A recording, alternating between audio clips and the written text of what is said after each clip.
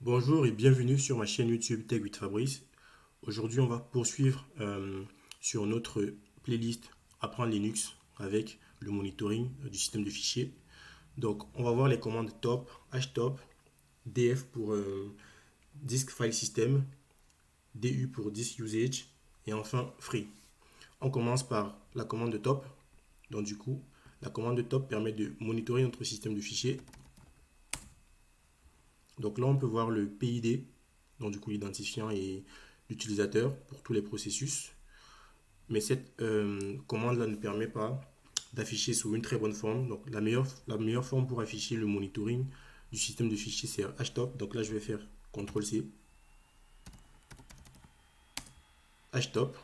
Avec htop, on a une meilleure visibilité. Donc on peut voir les processus qui tournent dans notre système de fichiers, ou plutôt sur notre système d'exploitation. On peut voir la mémoire consommée. En orange, on a la mémoire cache. Le cache qui permet en fait de stocker les fichiers qui ont été récemment vus pour permettre d'aller plus vite. Donc, les stocker à disposition au cas où vous voulez les utiliser. On a également le swap qui permet du coup de faire des échanges de fichiers. Et on peut observer les processus qui tournent en tâche de fond. Donc, si par exemple, je lance un processus en boucle ici, dans un processus, vous allez voir qu'il va s'afficher. Normalement, vous avez le yes là. Il va s'afficher ici. Et vous voyez que la consommation de mémoire a augmenté. Donc, ce que je peux faire, par exemple, si je veux tuer le processus, ça c'est htop. Donc, monitorer et tuer les processus qui consomment trop. Donc, on peut faire F9. Donc, je me mets dessus.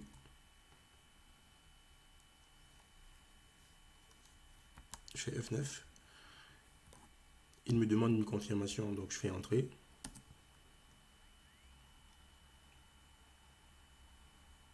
Et là, il tue mon processus. Donc, htop permet de visualiser l'utilisation de votre système, les processus qui tournent et les manager, comme par exemple les tuer et supprimer du coup ce qui consomme trop. Ensuite, on peut voir également une autre commande, df, donc disk file system. Si je vais nettoyer mon écran avec lire. Si je fais df, alors il nous dit file system, block, used, available, use, mountain.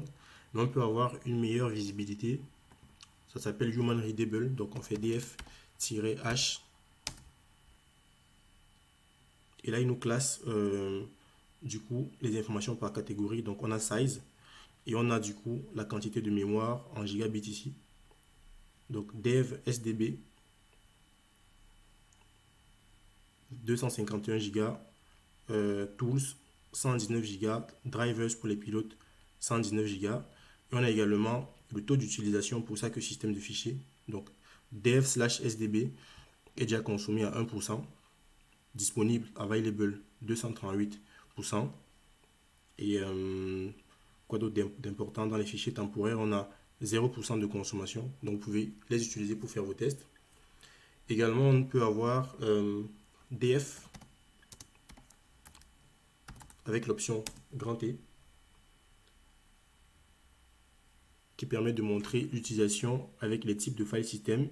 Donc à gauche ici, on a les types de système de fichiers et il nous dit en plus sur quoi est-ce que c'est monté.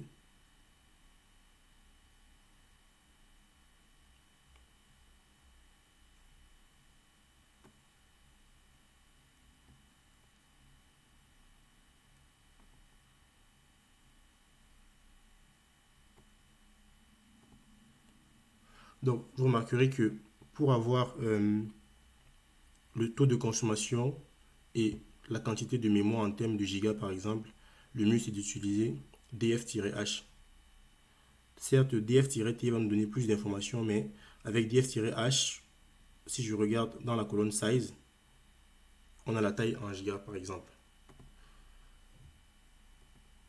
En plus, on peut avoir, je nettoie l'écran, on peut avoir disk usage, DU,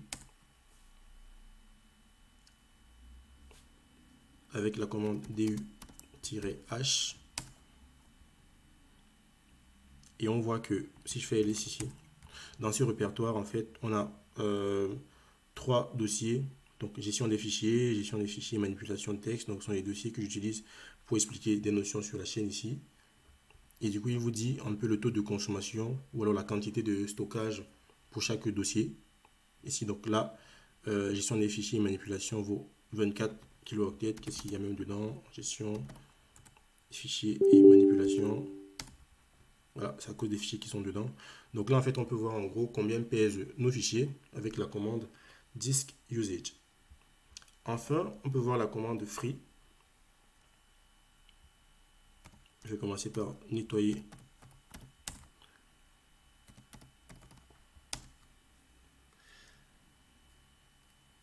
Free qui nous donne un peu l'état actuel de notre système. On voit le taux de mémoire utilisé en ce moment, donc use. On voit le taux de mémoire disponible, ou bien la quantité de mémoire, pardon, disponible. Et on peut aussi appliquer l'option "-h pour une meilleure lisibilité. Donc là, on a la mémoire totale en giga, la mémoire utilisée et la mémoire disponible. Shared, c'est pour la mémoire qui est partagée avec les processus.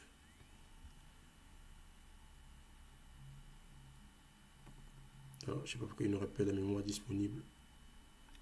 Là de ce côté, c'était pareil au-dessus aussi. Donc en gros,